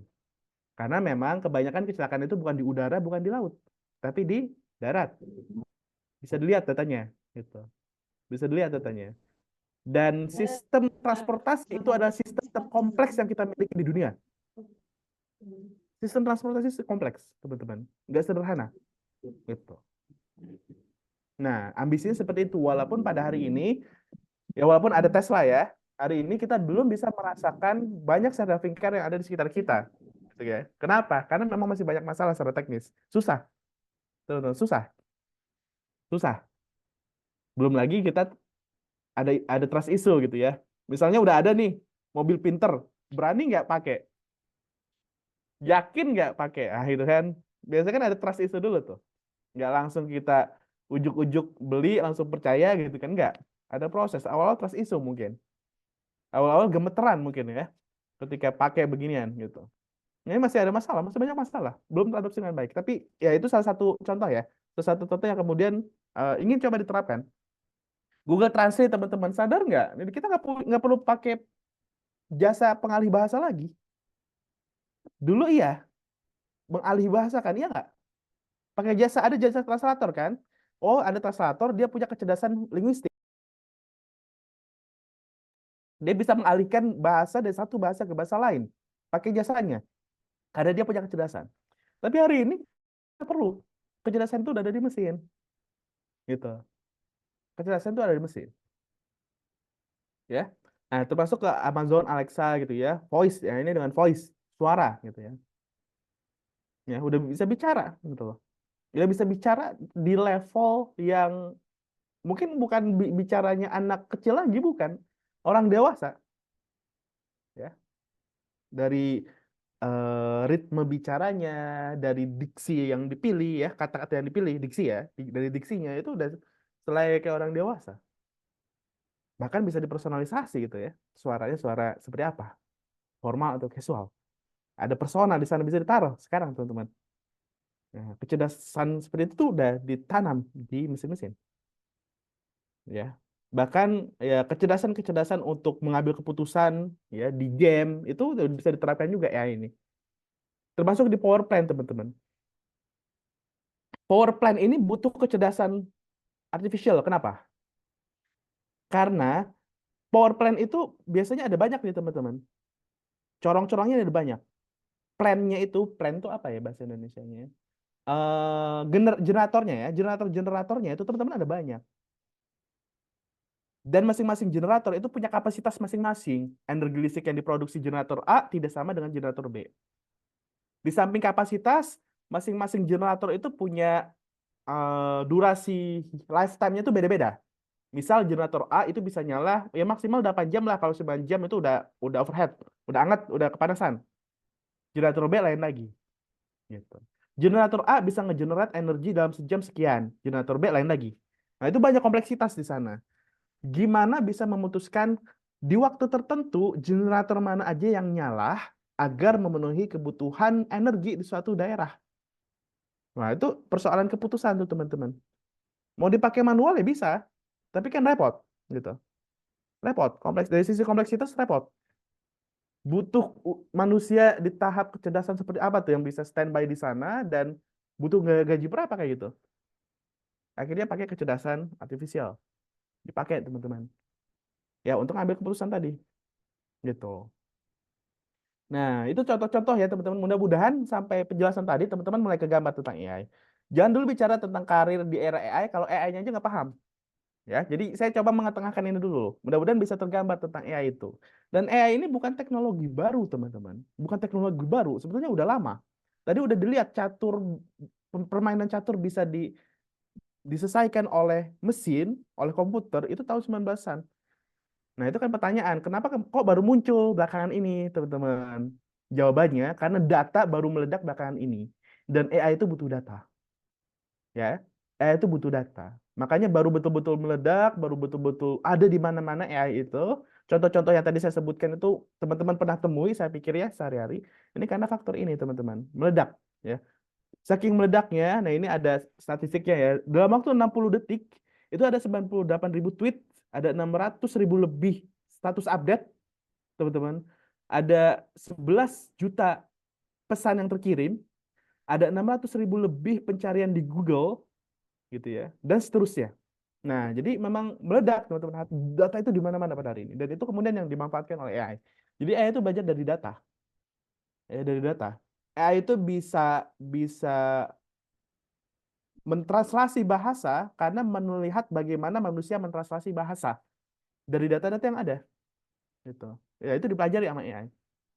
Gitu. Nah, jadi ada datanya, teman-teman. Nah, ini statistiknya ya. Eksponensial, teman-teman. Ya, eksponensial. Ya. Bahkan karena kita udah di in the middle of in the era of AI, teman-teman. Jadi data itu menjadi penting banget. Bahkan saking pentingnya disebut data is the new oil of digital economy. Ya, jadi ya kalau kita bicara oil itu dicari oleh banyak negara, teman-teman ya. Banyak negara yang mencari minyak gitu ya, karena menjadi sumber energi gitu ya. Nah, dikatakan data itu seumpama new oil pada hari ini. Karena saking pentingnya. Kita udah hidup di era ini, teman-teman. Ya. Saya ingin membangkitkan awareness, teman-teman. Kalau kita udah berada di zaman yang berbeda, ya, tidak lagi sama, teman-teman. Atau bahkan kalau dibandingin 10 tahun yang lalu, tidak lagi sama, teman-teman. Banyak yang berubah di dunia ini. Termasuk terkait dengan teknologi AI. Ya, berubah itu kayak ya salah satu faktor utama peradaban itu mengalami banyak perubahan, itu faktor utamanya itu teknologi, teman-teman. Nomor satu itu teknologi. Teknologi yang paling mengubah wajah peradaban itu teknologi. Ya, teknologi. Faktor-faktor lain mungkin menentukan ya, faktor perkembangan ilmu hukum segala macam gitu ya, sehingga peradaban menjadi lebih baik segala macam. Iya, ya faktor-faktor itu menentukan juga. Ya, faktor bagaimana kita menemukan pola pembelajaran yang baik itu mungkin juga menentukan ya peradaban itu menjadi lebih baik. Tapi kalau silakan bisa telusuri datanya. Kalau kita melihat faktor-faktor yang ada, apa faktor yang paling menentukan peradaban itu akan berubah wajahnya? Ya, tampilannya. Wajahnya itu maksudnya apa? Peradaban itu akan berubah cara berkomunikasinya, cara belajarnya, cara bisnisnya, cara hidupnya, gitu teman-teman. Nah, itu faktor utamanya itu satu teknologi. Itu mengubah banget, teman-teman. Dan kita udah hidup di era di mana teknologi ini ya dalam hal ini ya, saya persempit teknologi ini kan luas ya. Saya persempit teknologi AI dan robotik lah yang terdekat gitu ya. Nah, itu yang memang kita hidup di zaman itu. Ya. Dan kita sudah hidup di zaman itu sekarang. Gitu ya. Saya ingin bangkitkan awareness gitu, teman-teman. Kita bukan hidup di zaman 10 tahun yang lalu, bukan. Ya. Nah, lalu kemudian, oke, tadi mudah-mudahan teman-teman udah tergambar terkait dengan AI. Bicara tentang AI, teman-teman, dalam hal ini sebagai mahasiswa Islamic Studies, yang saya pikir terdekat sekali dengan apa yang kita sebut dengan dakwah, apa yang kita sebut dengan syariah, apa yang kita sebut dengan tarbiyah, gitu ya, pendidikan, ya, dan lain-lain, gitu. Maka kemudian coba saya ketengahkan di sini terkait dengan AI for dakwah, gitu ya. Nah, kita sudah tergambar, teman-teman. Tadi AI itu punya potensi beragam, banyak dan masif, gitu, teman-teman. Besar, gitu ya. Maka kemudian apa yang kita bisa gunakan terkait dengan AI ini? Nah, sebetulnya ya betul, kita bisa menggunakan, sangat bisa menggunakan AI untuk kebutuhan dakwah, kebutuhan syiar, kebutuhan apapun terkait dengan aktivitas teman-teman di Islamic Studies gitu. Nah, cuman memang kalau kita mau ringkas gitu ya, pemanfaatan AI di dalam hal-hal ini itu sebetulnya objektifnya dua. Gimana agar lebih efektif, gimana agar lebih reachable. Maksudnya gimana? Kita lihat, gitu ya. Ya, kita lihat. Use case pertama, AI itu bisa digunakan untuk data analisis. Data analisis, ya. Use data from diverse sources like social media, surveys, and online interaction provide insight, trend, and preference. Nah, di sini sebetulnya kita bisa menggunakan AI, teman-teman, untuk bisa membantu menganalisa. Karena kan AI itu bisa ngebaca data, teman-teman. Data yang dalam jumlah besar. Dibaca dan dipelajari sama dia. Teman-teman kebayang nggak? Untuk kebutuhan teman-teman yang mungkin alumni, alumni institusi-institusi keislaman seperti Al-Azhar seperti itu ya, yang saya pikir sebagian besar ada yang kemudian berkarir atau berprofesi sebagai mubalik gitu ya. Menganalisis mad'u, nah ini istilah teman-teman ya, mad'u ya, objek dakwah gitu ya. Itu penting teman-teman.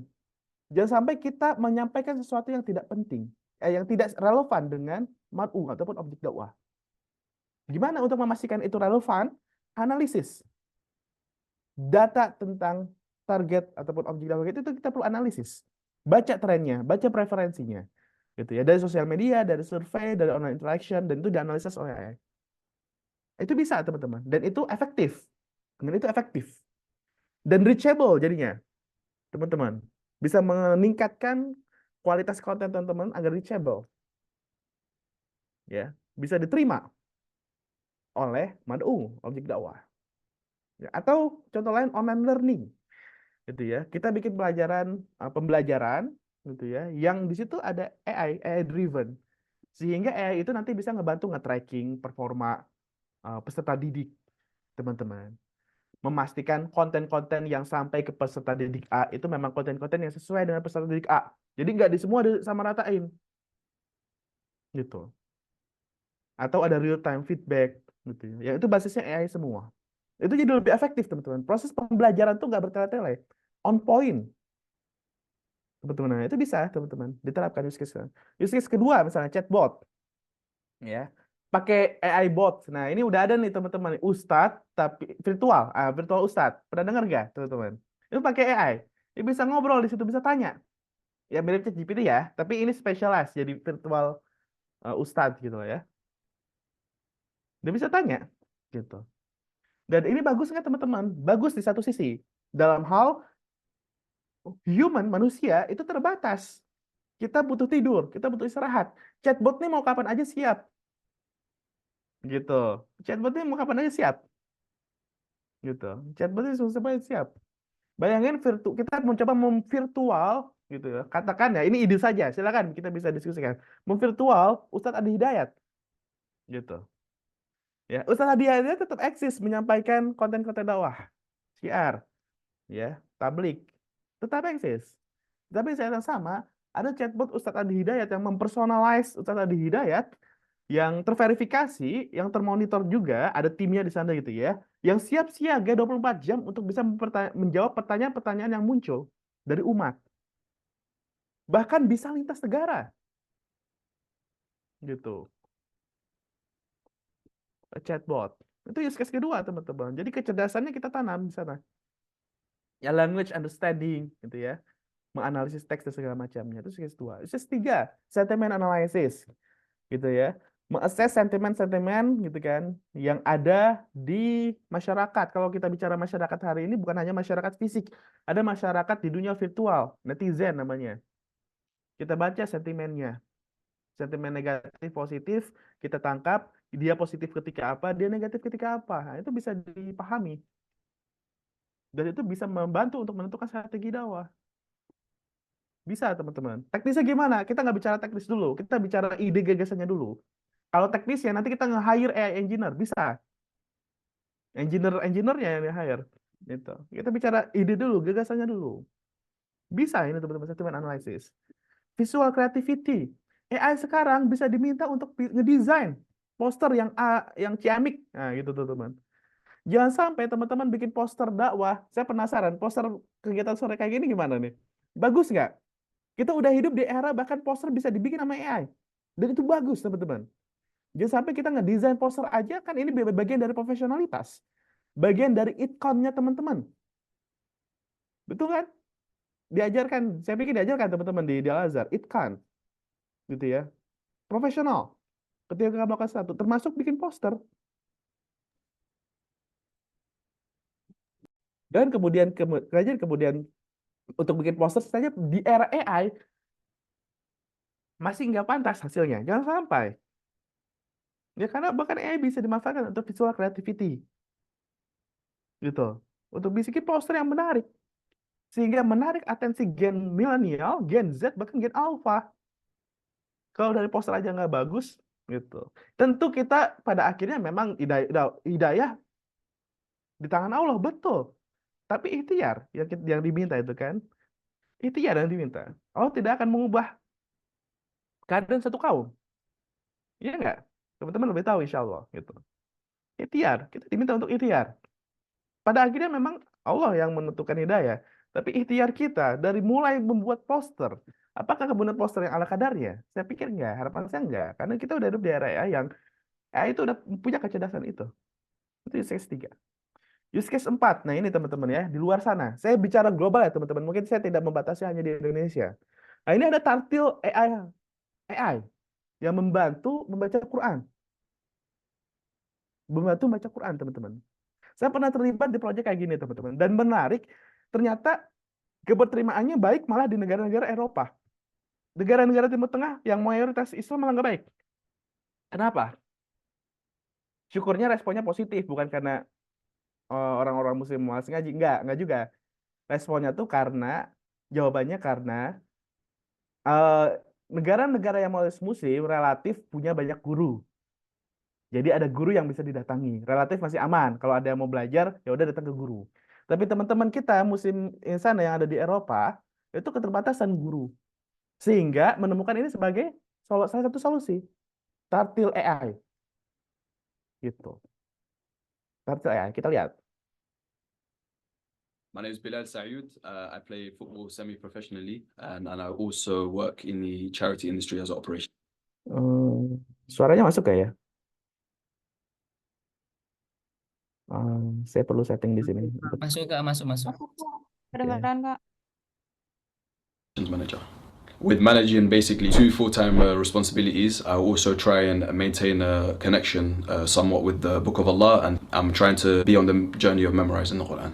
Of course, in the journey of memorizing the Quran, it's important to have a teacher, but as we know, we spend more time without our teacher than with our teacher. And the times away from our teacher, I use the app Tartil massively in terms of the mistakes that I may make on a daily basis and the revision that I have to do. Because as we know, it's very easy to forget the ayahs and the surahs if we neglect it. So yeah, it's helped me massively. So I use the mistake detection mode, especially with the juz that we memorize. It's a lot of similarities, so it's very good to detect those kind of mistakes. I use it for my daily muraja that I go through, alhamdulillah. So adaptive mode, it's something where you blank out the Arabic, but you can actually have the English translation in front of you.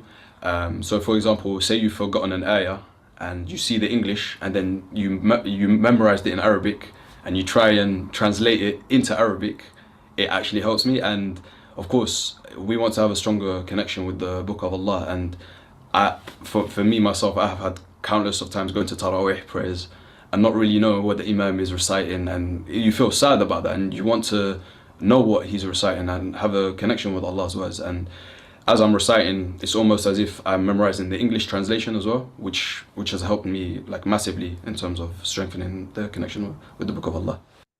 Ya, ini teman-teman ya salah satu bentuk implementasinya. Jadi bukan sekedar apps ini ya teman-teman, which is bagus sebetulnya apps Al-Quran yang biasa kita gunakan. Tapi ini udah ditanam AI sehingga bisa membantu tartil namanya ya, membantu mengoreksi bacaan Quran kita. Nah, itu kan kecerdasan teman-teman. Ya, seorang guru yang faqih di dalam ilmu Al-Quran itu bisa mengoreksi. Ya, itu kecerdasan teman-teman. Ya, ketika pelafalan makhrajul hurufnya tidak tepat gitu kan. Nah, itu bisa dibantu dengan ditanamkan AI di sana. Kecerdasan guru gitu ya, itu ditanam di sana. Di situasi tertentu ketika memang guru itu terbatas, itu membantu. Adopsinya itu baik ternyata di negara-negara di Eropa. Nah, ini proyek yang pernah saya terlibat ya. Nah, ini kalau ini tafsir, teman-teman. Ilmu tafsir. Ini juga menarik, teman-teman. Aplikasi tafsir. Nah, ini menarik nih. Kasusnya gini. Anak-anak milenial, anak-anak generasi Z, generasi Alpha itu kayak hidup dengan banyak kosakata baru yang mungkin tidak eksis di kitab-kitab ulama terdahulu. Misal, traveling itu dikenal nggak? Kata itu di apa? Di kitab-kitab Ibnu Katsir misalnya. Traveling, healing. Healing yang kita maksud pada hari ini itu dikenal nggak? Apa sih yang dimaksud healing gitu ya? Itu kata itu nggak dikenal, teman-teman, di kitab-kitab tafsir gitu ya. Healing yang kita pahami di generasi milenial maksud saya, bukan healing sekedar letter luck dalam bahasa Inggris, bukan healing dalam arti penyembuhan, ada luka disembuhkan, bukan. Healing pengertian kita hari ini kan udah berubah kan. Selfie, apa hukum selfie? Selfie aja nggak dikenali di kitab tafsir gitu kan. Kata itu tidak dikenali, walaupun konsepnya saya pikir ada yang bisa menilai selfie itu hukumnya gimana gitu. Etikanya gimana tuh selfie? Saya pikir ada ulasannya di kitab tafsir, tapi kata selfie itu nggak dikenali. Gimana biar bisa dikenali? AI masuk di sana gitu, agar bisa mempertemukan antara kata-kata yang meaningnya itu udah terkontekstualisasi zaman now, zaman sekarang, lalu bertemu dengan apa yang menjadi ulasan-ulasan yang sudah kaya oleh para mufasir yang ada di kitab-kitab mereka gitu. Nah, jadi kita kemarin buat kayak gitu. Jadi kayak Google search, diketik apa hukum selfie. Nah, kalau belum ada AI, ya nggak bakal ketemu itu selfie karena nggak ada di kosakata, nggak ada di buku-buku di kitab-kitab Ibnu Katsir. Nggak ada, nggak ketemu, nggak cari. Nah, tapi dengan AI kemudian bisa dikontekstualisasi selfie yang dimaksud apa, lalu kemudian dipertemukan dengan ulasan-ulasan yang ada di kitab-kitab tafsir tadi. Gitu. Nah, ini sampai sekarang masih ada nih. Nah, ini melibatkan ahli AI, melibatkan teman-teman dari Islamic Studies. Ini menarik loh, proyek kolaborasi kayak ini menarik. Menarik banget, teman-teman. Dari Islamic Studies, yang ngerti ilmu Quran. Gitu ya. Nah, itu jadi konsultan kita. Teman-teman. Ya. Nah, cuman memang terlepas dari itu semua, hebatnya AI begini dan begitu, robot begini dan begitu, itu memang kita mesti akui teknologi itu pedang bermata dua. Ada sisi positif, ada sisi negatif. Tak terkecuali teknologi apapun, teman-teman silakan sebutkan. Nggak ada beda. Pasti ada positif, ada negatif. Ya. AI misalnya ada ethical issue yang perlu kita pikirin. Privacy concern misalnya. Itu kita pakai data kan. Itu ada konsep terkait dengan privacy. Ya kita perlu definisikan data seperti apa yang kemudian boleh dikonsumsi oleh AI. Dan jangan sampai dikonsumsi, karena itu privacy. Itu perlu didiskusikan. Ada ethical issue. Kedua, bias and fairness gitu ya. AI ada yang lebih cenderung ke, pernah dibikin AI yang bisa mendeteksi wajah khusus ke hanya khusus ke orang-orang yang berkulit putih. Tapi kalau orang-orang yang berkulit hitam, bukan disebut berkulit hitam ya, berwarna begitu ya. Nah, itu nggak terdeteksi.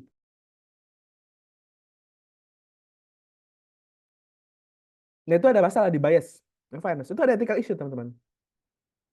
Ya kadang itu nggak disadari oleh engineer, oleh developer, oleh researcher. Tapi itu terjadi, dan itu jadi ethical issue. Yang ketiga, accountability dan transparansi. Ya. Kalau AI bisa kemudian menjawab pertanyaan fikih misalnya. Nah, itu perlu accountability, perlu transparansi. Dia bisa menjawab itu rujukannya kemana? Harus ada tuh. Ya bisa kita percaya begitu aja. Harus ditransparansikan. Jawabannya itu kamu menuju kemana? AI itu. Harus bisa jelas. Di accountable dan transparan. Gitu. Sehingga mengeluarkan jawaban ini. Nggak bisa kita hanya menerima hasil finalnya saja, itu nggak bisa. Apalagi yang butuh otoritas. Kayak menjawab ilmu-ilmu agama itu kan nggak bisa ya teman-teman ya. Nggak bisa. AI hanya sebatas medium yang mempertemukan sumber-sumber utama, ya kitab kuning ataupun ya banyak lah ya di sana yang jadi rujukan kita, fatwa segala macam, dengan pertanyaan umat gitu. AI itu medium saja, tapi bukan AI yang menjawab itu. Karena otoritasnya itu bukan AI, otoritasnya yang punya ilmu. Gitu. Paham maksud saya? Jadi AI itu nggak hanya memberi jawaban final, tapi harus accountable, harus transparan. Ketika menjawab itu, AI ini merujuk kemana? Karena kan AI nggak pernah belajar, nggak pernah sekolah di Al-Azhar kan? Gitu. Kita nggak mengatakan AI itu pada akhirnya otoritatif, enggak. AI itu jadi medium saja sebetulnya, jadi perantaranya saja. Gitu. Tapi itu masih jadi ethical concern ya teman-teman, yang perlu dipikirin. Gitu. Itu bahkan banyak ethical concern ya teman-teman, deepfake gitu ya. Banyak video-video palsu.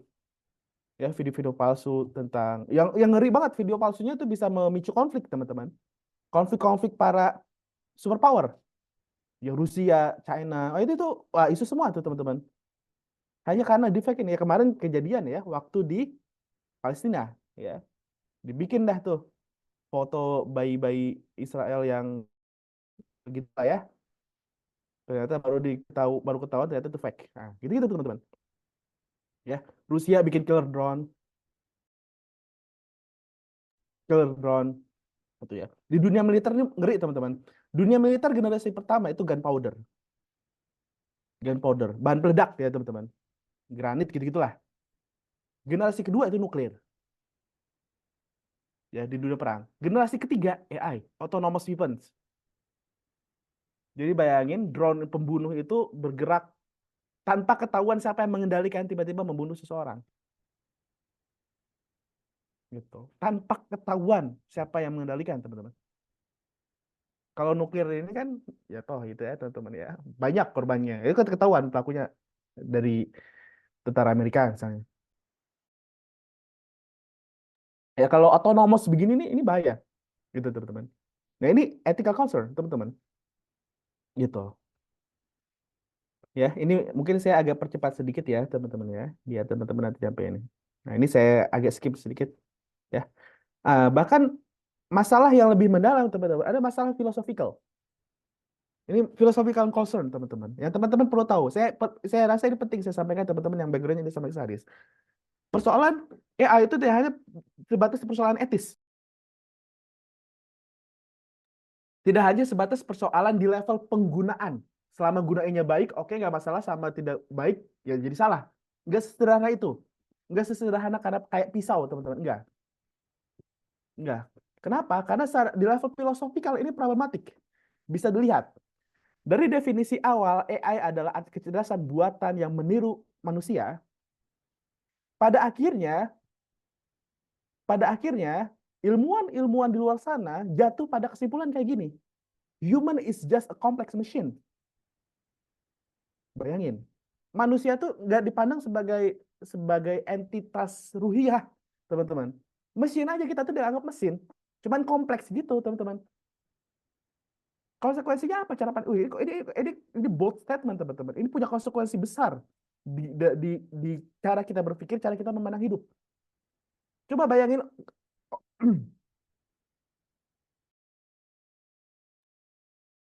teman-teman orang yang punya cara pandang kayak gini. Ngelihat manusia lain itu cuma kayak mesin doang. Gimana kehidupan kita? Gimana?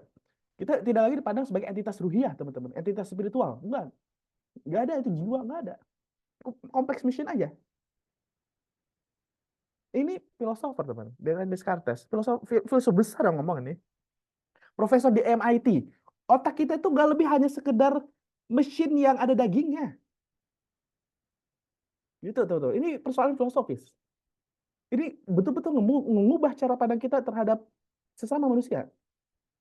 Sehingga membunuh itu hal yang biasa. Mungkin terdengar terlalu overthinking gitu ya. Saya ngomongnya gitu.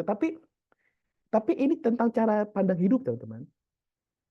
Ya, cara pandang hidup yang ini mempengaruhi kalau kita bicara cara pandang hidup itu bicara tentang bagaimana kita memandang konsep Tuhan, bagaimana kita memandang konsep alam, bagaimana kita memahami konsep manusia. Itu fundamental. Dengan hadirnya AI ini ada philosophical issue ini. Konsep kita tentang manusia itu jadi semekanik itu. Teman-teman. Nah, ini masalah. Ini ada philosophical concern. Makanya ini ada Ustadz Usep ya, beliau lulusan ITB yang mengambil doktoral juga di Malaysia. Beliau menyampaikan gini, AI itu sebetulnya bagus satu sisi, tapi ada problem di sisi yang lain. Sehingga ini menjadi jalan dakwah bagi kita. Setiap disiplin ilmu itu mesti ada ribat. Prajurit, teman-teman, tentara Islam yang dengan senjata lengkap siap siaga berjaga di wilayah perbatasan. AI ini mesti ada yang jagain. Orang yang ahli AI, Muslim, mesti yang jagain. Terlibat di masalah-masalah tadi. Ya, terlibat. Gitu. Ya, terlibat di masalah tadi.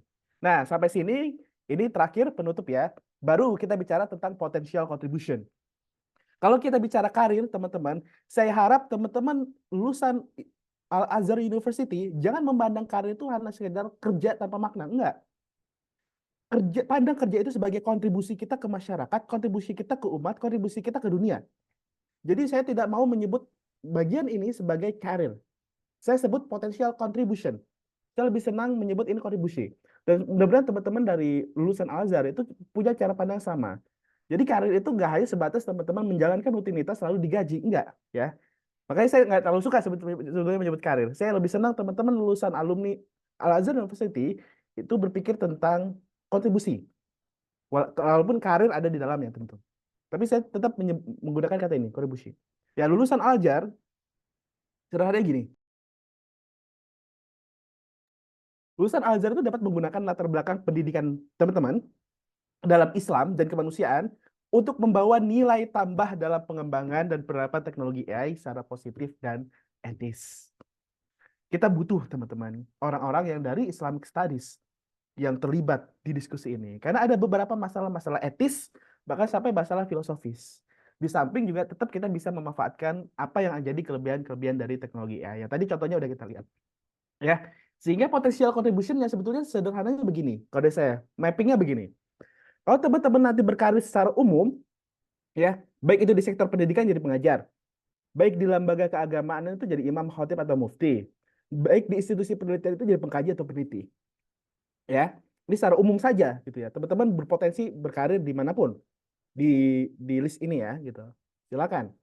Tapi di era of AI, kriterianya harus begini. Bisa memanfaatkan tool AI dengan tepat dan bertanggung jawab sebagai user. Itu saja catatannya. Silakan mau jadi pengajar, mau jadi mufti, mau jadi pengkaji atau peneliti, mau jadi mubalik, silakan. Secara umum tidak ada beda sebetulnya mau era AI atau bukan, tetap pengajar ya pengajar. Esensinya adalah menyalurkan ilmu pengetahuan gitu. Tapi di era of AI, teman-teman harus aware. Teman-teman bisa memanfaatkan tool AI pada hari ini dengan tepat dan bertanggung jawab sebagai user. Ya, teman-teman harus menjadi user yang bertanggung jawab ya. Ketika menggunakan AI. Harus melek AI gitu pada hari ini. Nah, secara spesifik ketika teman-teman ya di era AI itu menjadi peneliti untuk menjawab masalah-masalah tadi. Sebagai Islamic Studies, menjawab masalah-masalah etika tadi bagaimana? Hukum etisnya gimana? Saif Dravinkar ketika nabrak, itu yang salah siapa? Ada yang ambil ilmu hukum? Kita nggak bisa jawab, teman-teman. Nggak bisa jawab. Norma apa yang kita pakai? Ketika Saif Dravinkar, di depannya ada anak kecil, ada kecil jumlah 5 anak kecil, di sebelah kirinya ada nenek tua. Dia harus memilih Saif Dravinkar. Mana yang ditabrak? Mana yang tabrak? Nggak bisa enggak nih, karena memang udah kondisinya udah nggak tahu ya, remnya blong atau sebagainya. Sehingga butuh keputusan etis nih di Saif Dravinkar. Pertimbangan mudaratnya gimana? Perlu ada peneliti teman-teman di bidang itu. Kalau kita mau pakai norma Islam, harus ada. Sehingga teman-teman yang mengambil peran ini, ya ini bisa masuk teman-teman. Teman-teman nanti akan terlibat dan akan didorong untuk memahami dengan baik isu-isu etis tadi dan filosofis di bidang AI, baik sisi positif ataupun secara khusus sisi negatifnya. Nah, ini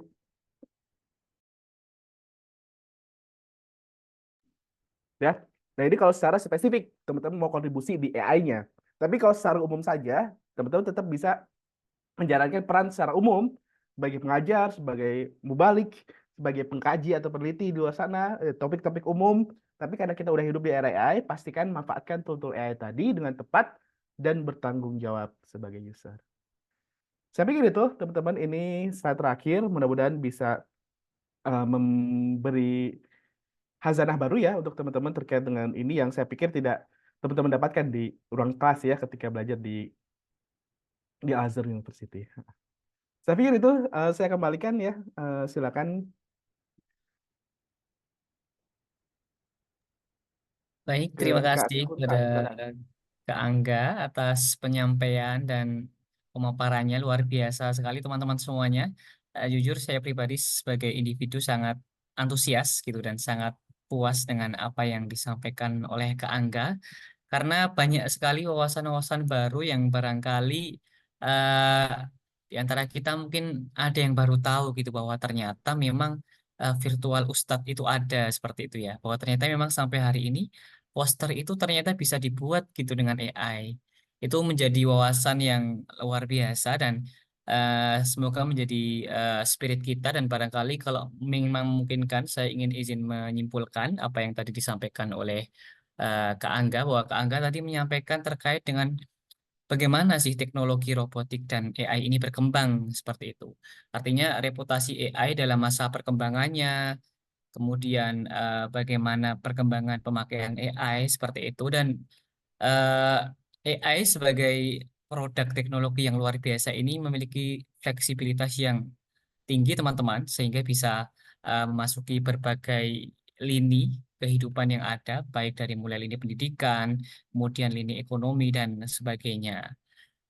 Seperti itu mungkin Kak Angga, tapi sebelum itu kami ingin membuka sesi tanya jawab seperti itu untuk teman-teman peserta semuanya. Kita akan buka mungkin di awal dua penanya pertama seperti itu untuk nanti bisa berdiskusi dan menyampaikan pertanyaan ataupun poinnya terhadap materi tadi kepada Kak Angga Mutakin. Sudah ada yang rese nih Kak, ada Kak Aditya Radia Roshid gitu. Nanti teman-teman silahkan ketika ingin bertanya dan menanyakan sesuatu bisa raise hand terlebih dahulu dan bisa perkenalkan diri kemudian baru menyampaikan apa yang akan disampaikan. Silahkan Kak Adit. Bismillah, salam dari Ane. Perkenalkan nama Ane Aditya Radia Rashid, mahasiswa Al-Azhar Kairo. Salam kenal Kak Angga, salam kenal teman-teman semuanya. Eh, saya punya pertanyaan nih. Kan kita udah puncak-puncaknya perkembangan teknologi AI juga. Eh, Bagaimana suatu saat nanti mungkin teknologi AI itu akan di shutdown dan apa dampak terburuknya ketika teknologi itu di shutdown gitu. Mungkin bisa dibahas oleh Kak Angga. Silahkan. Baik, terima kasih Kak Adit. Silahkan Kak Angga Mutakin bisa langsung dijawab pertanyaan dari Kak Adit. Ya, terima kasih Adit ya. Adit semester berapa sekarang, Dit? Semester 2 naik ke Oh, semester masih baru 3. ya. Ya, Jurusan apa? jurusan Syariah Islamiyah di Azhar Kairo. Ya, Masya Allah. Ya, oke. Insya Allah ya. Ya, makasih pertanyaannya. Oke, terkait dengan AI, jadi gini teman-teman. Kabar baik dari AI, perkembangan AI dan robotik pada hari ini, itu yang megang kendali itu nggak hanya satu orang, tidak hanya satu perusahaan, tidak hanya satu negara. AI pada hari ini, alhamdulillah syukurnya masih dan mudah-mudahan akan tetap seperti itu selamanya ya. Terdemokratisasi dan dipegang oleh banyak orang, dipegang oleh banyak perusahaan, dipegang oleh lebih dari satu negara. Gitu. Sehingga kayaknya skenario di mana akan ada keputusan atau bermufakat untuk mematikan AI nggak bakal terjadi. Nggak bakal. Susah. Susah. Google ngomong begini, Meta ngomong begini, Tencent di China ngomong begini. Susah. Nggak mungkin. Masing-masing punya kepentingan masing-masing dan yang nggak mungkin sepakat. Dan memang ya ya namanya teknologi itu memang tidak dimiliki oleh satu negara spesifik itu tuh enggak. Jadi kalau baiknya skenario itu hampir tidak mungkin. Hampir tidak mungkin. Gitu. Sehingga kalau hampir tidak mungkin seperti itu, energi kita, pikiran kita, tenaga kita fokuskan untuk membahas hal-hal yang sangat mungkin terjadi, ketimbang yang kecil kemungkinannya terjadi gitu. Paham maksud saya? Maksud saya adalah, oke, berarti sangat kecil kemungkinan negara-negara ini, perusahaan-perusahaan besar ini sepakat gitu untuk di stop aja. Hampir mustahil. Karena hampir mustahil, ya udah kita nggak usah bahas skenario itu. Yang kita bahas, ya udah kalau AI ini terus berkembang pesat, masalah-masalah etis tadi masih muncul, masalah-masalah filosofikal tadi masih muncul, kita mesti ngapain? Nah, fokus kita di sana. Gitu. Fokus kita di sana. Kita arahkan energi, curahkan energi, pikiran kita di sana. Gitu. Karena skenario akan sepakat semua itu untuk memutus atau memberhentikan AI itu sangat-sangat kecil. Hampir tidak mungkin.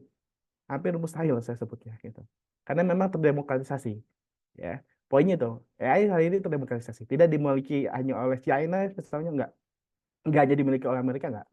Rusia punya, China punya, riset-riset mereka punya, di Pentagon itu juga mereka riset gede-gedean untuk anggaran untuk AI gitu. Tapi China pun juga ada, ya Indonesia menyusul gitu kan.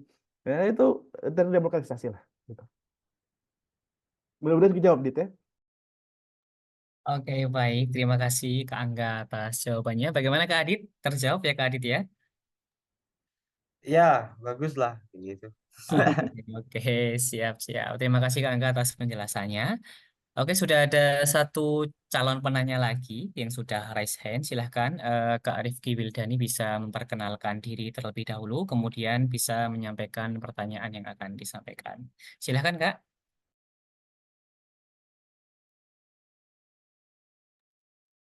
Silahkan Kak Rifki bisa menyampaikan pertanyaannya.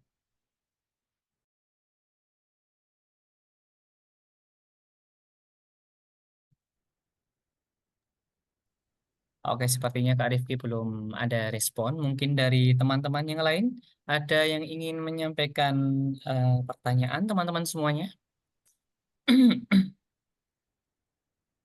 Oke, baik. Ini ada satu pertanyaan yang masuk, Kak Angga.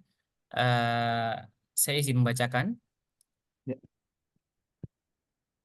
Dalam perkembangannya, Kak Angga, AI ini sempat diisukan mengancam relevansi tenaga kerja manusia. Seperti itu. Nah, dari sudut pandang Kak Angga menghadapi asumsi ini, apakah memang benar bahwa AI ini dalam perkembangannya dan perannya selama dalam kurun waktu 10 tahun ini memang benar-benar mengancam seperti itu relevansi dari tenaga kerja manusia. Artinya dunia profesi dan dunia karir atau dunia potensial contribution tadi yang disampaikan oleh Kak Angga itu bisa terancam dengan pesatnya perkembangan AI pada hari ini. Seperti itu, Kak Angga. Silahkan bisa dijawab, Kak Angga. Oke, ya. Oke, ini pertanyaan sangat menarik. Dari siapa tadi yang menanya? Anonimus juga nih. Anonymous, oke. Ya, nggak apa-apa. Ya, ini pertanyaan sangat menarik. Siapapun yang bertanya, ini pertanyaan sangat menarik dan memang sering ditanyakan. Ya. Dan berhubung ini forumnya cukup kondusif, saya ingin menyampaikan begini. Saya langsung disclaimer aja ya. AI itu dibangun di atas asumsi yang sangat-sangat dasar, yaitu godless, tidak percaya Tuhan. Sebetulnya. Jadi AI itu dibangun di atas asumsi tidak ada itu peran jiwa dalam berpikir. Nggak ada. Metafisik itu nggak ada. Ya, saya mau langsung buka aja teman-teman ya. Itu diperbincangkan kok di forum-forum diskusi di Stanford. Kan pemikir-pemikirnya kan dari sana tuh, John McCarthy dan rekan-rekannya lah ya, sejawat-sejawatnya. Itu godless teman-teman. Asumsi ada dasar tuh memang godless. Bagi mereka berpikirnya manusia tuh nggak ada peran jiwa. Jadi kita bisa mimik aja udah. Ya, misalnya kayak mesin dialiri listrik gitu ya. Ada semikonduktor segala macamnya di sana, ya udah berpikir dah itu. Godless. Itu itu cara pandang mereka. Dan memang cara mereka bersains itu begitu, berteknologi itu begitu. Saya sampaikan aja langsung ya, begini ya, karena memang ini forumnya forum dari teman-teman Islamic Studies, saya jadi bisa menyampaikan hal ini, gitu. Itu memang seperti itu teman-teman. Di satu sisi kita punya cara berpandang yang beda. Kita memandang manusia tuh nggak kayak gitu. Berperan manusia dalam berpikir itu ada proses metafisik yang terlibat di sana, proses jiwa, ada ruh kita. yang terlibat di itu semua. Terlibat di itu semua. Dan kita percaya itu. Percaya itu. Ya, Allah dan Rasulnya itu menyampaikan hal demikian kan? Menyampaikan hal itu. Gitu. Bahkan udah dikunci. Ya, di Quran itu dikatakan, kita tidak diberi informasi tentang ruh, melainkan sedikit. Ya enggak? Al-Quran atau hadis ya, saya lupa. Silakan bisa dikoreksi. Itu disampaikan begitu, sangat sedikit. Kalau ruh itu aja udah berperan di proses berpikir sehingga kita tidak punya peluang untuk mengeksplor terlalu dalam untuk bisa memilih betul-betul. Gitu. Sampai sini kabar baiknya apa? Kabar baiknya adalah di mata umat Islam, di mata kita yang punya Al-Quran, mesin-mesin yang dikerjakan oleh para saintis di luar sana tidak akan pernah menyerupai kapasitas berpikirnya manusia. Yakini itu. Yakini. Karena filosofi yang mereka bangun itu udah gatel dari awal. Nggak ada itu peran jiwa, segala macam, nggak ada. Udah diabaikan. Walaupun kita melihat saat ini, betul, terlihat cerdas. Betul, bisa menyelesaikan masalah kompleks. Tapi once di satu titik, pada akhirnya, saya mengatakan gini, manusia pada akhirnya punya kecerdasan sendiri, mesin itu punya kecerdasan sendiri. Artinya, ada kecerdasan mesin yang tidak dimiliki manusia, ada kecerdasan manusia yang tidak akan pernah dimiliki mesin. Mereka beririsan saja. Contoh, mesin itu bisa menghitung cepat 20 bagi 4 akar 5 kali 100. Berapa? Hitung. Butuh berapa lama teman-teman menghitung? Mesin butuh berapa lama? 2 detik selesai. Enggak? Akankah memiliki kecerdasan itu? Enggak akan, kecuali yang outlier. Ada ya 1-2 global gold medal lah ya di Olimpiade Matematika yang begitu cepat ada, tapi itu kan di luar keumuman lah ya. Umumnya manusia nggak kayak gitu. Ya, tidak akan pernah kita bisa sampai ke kecerdasan mesin kayak gitu, nggak pernah.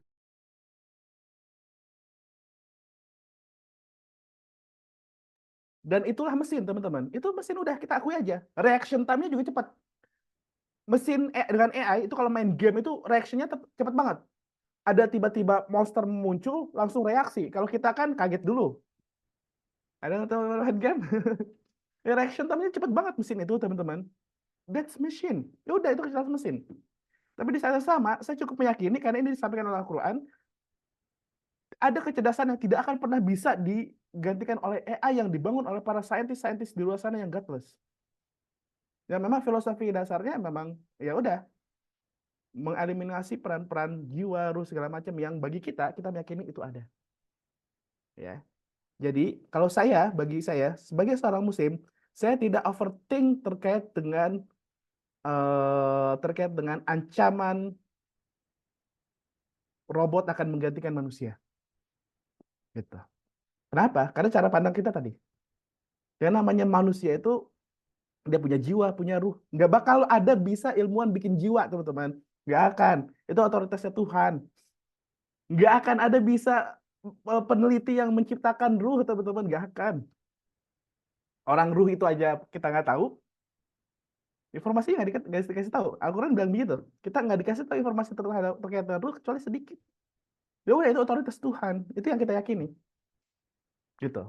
Jadi sebagai muslim tenang saja, tentunya. Walaupun nanti ada job shifting namanya, teman-teman, bukan job replacement. Ada pergeseran. Dulu manusia itu nge-input data 24 jam, bayangin. Atau 8 jam sehari, 40 jam sepekan. Input data, teman-teman. Sekarang kayak gitu diganti AI. Ganti AI. Kenapa? Karena yang kayak gitu terlalu administratif. Nanti akan diganti sama AI. Justru manusia sayang banget kerjain kayak gitu doang. Manusia tuh kapasitasnya besar, teman-teman.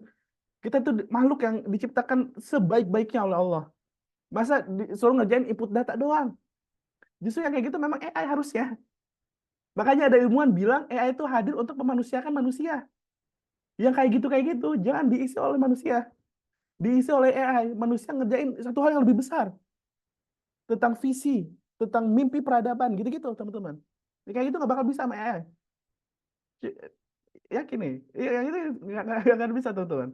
Justru AI yang menggantikan kayak gitu. Nah, cuman memang proses penggantiannya ini, pergeserannya ini perlu kebijaksanaan. Nggak bisa main PHK begitu aja, segala macam. Sayangnya memang para pelaku bisnis kayak gini kan nggak peduli kayak gitu. Bagi mereka kan profit. efisiensi, gitu-gitu bagi mereka kan ya, gitu. Cuman itu yang lebih tepat job shifting, tapi job replacement itu tidak ada, dan saya meyakini itu. Sebagai muslim itu memang kita punya perspektif cara pandang itu tuh begitu. Ya, mudah-mudahan bisa dipahami. Oke, baik. Terima kasih Kak Angga. Semoga menjawab teman-teman yang bertanya. Webinar hari ini luar biasa sekali. Banyak teman-teman yang antusias untuk menanyakan berbagai pertanyaannya. Di kolom chat sudah masuk 3 pertanyaan. Tapi barangkali mungkin untuk saat ini kami utamakan teman-teman yang mau raise hand dan mau berkomunikasi langsung dengan Kak Angga. Untuk pertanyaan-pertanyaan yang sudah ada di kolom chat, tidak usah khawatir, teman-teman, nanti akan saya salin dan akan saya sampaikan ke Kak Angga. Dan jawabannya akan kita sampaikan di grup peserta, seperti itu ya. Oke, silakan kepada Kak Ihsan, mungkin barangkali ini sebagai penanya terakhir, karena mengingat efisiensi waktu, silakan Kak Ihsan bisa memperkenalkan dirinya, kemudian menyampaikan pertanyaannya. Silakan. Bismillahirrahmanirrahim. Assalamualaikum Kak. Ini saya Ihsan. Ini Kak, kan kalau misalkan itu tuh karena pertanyaan saya yang sebetulnya yang pengen menanya tuh yang tadi tapi sudah ditanyakan yang 2 tadi. Nah, ini bertanya seperti orang polos saja ya Kak. Ini tuh kan AI itu bisa dikatakan kecerdasan buatan. Nah, terus kalau misalkan kita sebagai manusia, apakah bisa memasukkan kecerdasan itu ke dalam diri kita gitu? Contohnya, kita nih pengen hafal Quran, tiba-tiba langsung aja masuk gitu. Itu saja Kak. Baik, terima kasih Kak Ihsan. Silakan Kak Angga bisa langsung dijawab. Ya, ya. Kali ini futuristik sekali ya, Ihsan. Skenario-nya cukup mengejutkan. Ya, kalau ditanya bisa atau enggak, technically mungkin bisa saja, mungkin bisa, technically demikian, bisa. Karena neuroscience saat ini juga sedang berkembang dan ada banyak pemain juga di sana. Karena salah satunya Neuralink dari Elon Musk itu kan memang memang belakangan ini menampilkan hasil-hasil yang di luar dugaan gitu. Jadi riset-riset terkait dengan neuroscience itu memang sedang berkembang. Ini terkait dengan neuroscience juga, teman-teman. Terkait dengan neuroscience. Gundam di Jepang itu kan terinspirasi dari itu juga sebetulnya. Terinspirasi dari AI, dari robot yang kemudian bisa dikendalikan itu dengan Neuralink istilahnya. Itu. Silakan cari tahu teman-teman kepanjangan Gundam. Nah, itu ada automation bla bla bla, ada neuronya di situ. N-nya itu neuro. Itu ada sinyal otak gitu. Sehingga bisa berinteraksi bersama robot gitu ya untuk menyelamatkan dunia. Itu ceritanya Gundam gitu ya. Nah, tadi kembali tadi kalau technically mungkin saja bisa. Mungkin saja bisa walaupun nanti ada serangkaian isu-isu etis nggak kayak gitu segala macam tuh ada gitu.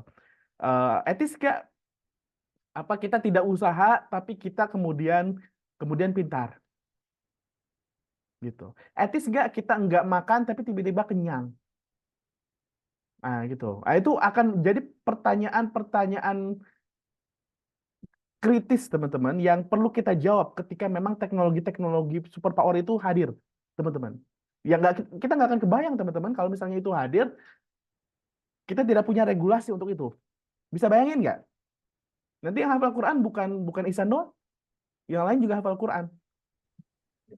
Yang lain hafal Quran, which is mungkin kita lihat bagus. Tapi hafal Qurannya itu tidak dilalui melalui proses hikmat menghafal Quran. Bayangin. Tidak ada proses hikmat itu. Tidak ada proses membangun ketekunan, bangun di malam hari, sholat qiyamul lail untuk memurojaah Qurannya. Tidak ada itu. Etis nggak? Nah, itu jadi pertanyaan. Saya nggak bisa jawab etis atau enggak. Ihsan juga kayaknya nggak berhak jawab, Ihsan. Karena kita belum bisa jawab. Itu pertanyaan masa depan nanti. Tapi kita perlu mikirin dari sekarang memang. Perlu ilmuwan-ilmuwan kita, para asatis, para mufti itu perlu berpikir untuk kemungkinan masa depan itu dan kita perlu jawab. Gitu. Perlu jawab. Gitu. Ya itu, jadi itu technically memungkinkan, tapi apakah itu bagus untuk kemanusiaan, apakah bagus untuk peradaban? Nah, itu jadi diskusi besar kita suatu hari nanti. Dan kita mesti siap, teman-teman. Ya, teman-teman ini kita satu generasi itu. Mungkin saya beda sedikit ya. Jadi tadi artinya kita nanti akan menghadapi zaman itu sama-sama. Saya bukan di Islamic Studies, teman-teman di Islamic Studies. Teman-teman butuh kami butuh teman-teman. Kita nggak perlu ada clash. Ya, kita kerjasama. Teman-teman dari Islamic Studies nanti bantu kami. Ini teknologi besar yang akan mempengaruhi kehidupan, mengaruhi peradaban. Kami butuh norma-norma Islam, norma-norma kemanusiaan yang teman-teman lebih tahu. Kita ngertinya teknis aja.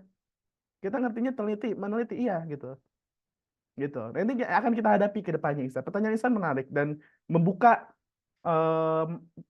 mata kita bahwa kita ini akan sudah ada di zaman yang berbeda dari 10 tahun lalu dan akan menghadapi zaman yang jauh lebih berbeda lagi di masa depan. Gitu ya. Dan kita memang mesti siap. Gitu. Saya pikir begitu ya, Isan ya. Mudah-mudahan bisa tergambar. Oke, baik. Terima kasih Kak Angga atas jawaban dari pertanyaan Kak Ihsan. Bagaimana Kak Ihsan? Terjawab ya? Sudah terjawab, Pak. Oke, Mantap, siap. mantap. Oke, siap-siap. Terima kasih kepada Kak Ihsan yang sudah menyampaikan pertanyaannya. Juga terima kasih Kak Angga sekali lagi yang sudah menyampaikan jawaban dari ketidaktahuan dan keingintahuan teman-teman mahasiswa ya, kalau di sini menyebutnya Kak mahasiswa Indonesia Mesir gitu. Teman-teman kami terkait dengan materi yang disampaikan Kak Angga pada pagi hari ini. Dan untuk teman-teman yang sudah menuliskan pertanyaannya di kolom chat, tidak usah khawatir, nanti saya akan teruskan kepada Kak Angga. Untuk jawabannya nanti akan kita kirimkan ke grup peserta. Seperti itu teman-teman. Mungkin sebelum lanjut ke sesi berikutnya, kami memberikan waktu pada Kak Angga untuk memberikan closing statement barangkali ketika mungkin ada sesuatu atau pesan yang ingin Kak Angga sampaikan kepada kami selaku mahasiswa dengan latar belakang Islamic Studies, begitu Kak Angga. Silakan Kak Angga. Ya, oke. Ya, pertama gini teman-teman, apa yang saya sampaikan ini bukan dalam konteks saya mempromosikan AI atau robotics, bukan. Ya, saya menyampaikan ini agar teman-teman terbuka mata bahwasanya memang kita sudah hidup di era ini sehingga teman-teman perlu aware terhadap AI itu sendiri, terhadap robotics. Aware di sini artinya bukan teman-teman kemudian belajar AI sampai programming terus bikin AI segala macam, enggak. Teman-teman tetap fokus di spesialisasi teman-teman Islamic Studies. Apapun itu, ya tafsir kah ataupun hukum Islam kah ataupun semisalnya gitu. Tapi kemudian ketika teman-teman aware, teman-teman jadi paham konteks di zaman apa teman-teman akan mengimplementasi semua keilmuan teman-teman yang teman-teman pelajari di kampus. Tentu teman-teman berharap apa yang teman-teman pelajari nanti relevan dengan kebutuhan zaman toh. Ya enggak? Nggak mungkin teman-teman mengimplementasikan dan berasumsi zamannya masih zaman kita main kelereng 10-20 tahun lalu. Enggak, sekarang zamannya sudah berbeda teman-teman. Teman-teman harus paham bagaimana situasi di dunia luar. Di dunia luar kita menghadapi era ini. Era di mana di kehidupan kita, di sekitar kita, orang tua kita, kerabat kita, itu menggunakan AI dan dekat dengan AI dan juga dekat dengan teknologi-teknologi terkait lainnya seperti robotics, bahkan ada istilah lain seperti blockchain ya teman, apalagi gitu ya, metaverse apalagi itu dan lain-lain. Itu era kita teman-teman. Sehingga silakan teman-teman, saya hanya mengajak di sini untuk teman-teman lebih membuka mata, lebih membuka telinga teman-teman terhadap hal-hal demikian. Karena pada akhirnya ke depannya kita akan menghadapi zaman itu dan teman-teman nanti akan ada tanggung jawab teman-teman ya untuk bisa terlibat menyelesaikan masalah-masalah yang nanti mungkin muncul di zaman itu. Ya, dan itu menjadi dakwah kita, menjadi ikhtiar kita untuk bisa menjamin hadirnya AI, hadirnya teknologi ini adalah kemudian bisa memberikan manfaat sebanyak-banyaknya dan kita bisa sama-sama minimalisir resiko-risikonya. Resiko etika tadi, resiko filosofis tadi, dan segala macamnya, kita bisa sama-sama. Saya bukan dari Islamic Studies, teman-teman dari Islamic Studies, saya harap kita bisa sama-sama kerjasama. Saya yang mengerti AI, saya mengerti robot, saya bisa komunikasikan itu ke teman-teman. Tapi di saat yang sama, saya tidak mengerti norma-norma yang baik untuk diterapkan ketika mengambil keputusan, norma-norma kemanusiaan apa yang mesti dipakai, saya tidak tahu. Teman-teman saya pikir lebih tahu, sehingga saya harap ini menjadi langkah awal kita untuk kita bisa berkolaborasi sama-sama ke depannya saat ini dan juga ke depannya nanti agar ya kita menjadi satu bangunan yang kokoh gitu ya. Tidak hanya tanggung jawabnya tuh nggak hanya teman-teman yang belajar ilmu Islam, enggak.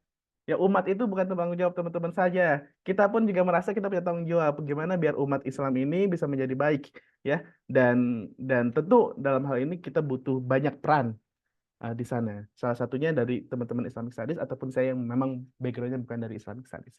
Saya pikir itu sebagai closing statement. Mudah-mudahan ini pertama dan mudah-mudahan bukan terakhir, tapi mudah-mudahan di lain kesempatan kita bisa ada forum-forum yang serupa untuk bisa mendiskusikan banyak hal ya terkait dengan zaman sekarang dan masa depan. Ya, mungkin di situ. Silakan. Oke, baik. Terima kasih Kak Angga atas closing statement dan juga pesannya untuk kami selaku mahasiswa dengan latar belakang Islamic Studies. Tadi Kak Angga menyampaikan bahwa kita harus senantiasa membuka mata. Artinya segala aktivitas dakwah dan wacana keilmuan kita harus beradaptasi seperti itu dengan perkembangan teknologi yang ada terhadap salah satu produk teknologi dengan reputasi yang paling tinggi, gitu yaitu AI, sehingga kita bisa lebih fleksibel dan lebih inklusif gitu dalam membumikan nilai-nilai Islam kepada masyarakat dan dunia internasional. Mungkin barangkali